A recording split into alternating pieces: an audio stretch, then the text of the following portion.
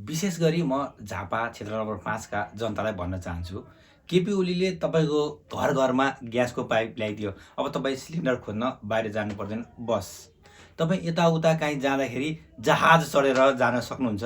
यो पनि राम्रो कुरा भयो है। तपाईँ कहाँ घर-घरमा बाटाहरू पुगेका छन्। एकदम विकास धेरै भएको छ, म मान्छु। कोही तपाईँका घरबाट कोही बाहिर विदेश जानु परेको छैन कामको लागि, किनकि रोजगारको व्यवस्था पुरै झापाभरि छ। पाइपमा पुरै ग्यासहरू आउँछन्, पानीहरू अब किनेर खान थालिसके मान्छेहरू, किनकि पैसा टन्न छ झापातिर होइन। त्यत्रो टावर बनाएको छ होइन, टावर माथि चढ्दाखेरि पुरै आकाश पुगे जस्तो फिल हुन्छ। अनि यसो तल हेऱ्यो भने बाफ्रे बाफ ठुल्ठुला महल, गगनचुम्नी भवनहरू पनि साना साना देख्छन्। सधैँ सबैतिर हरियाली खुसियाली नै देखिन्छ है त्यहाँबाट माथिबाट।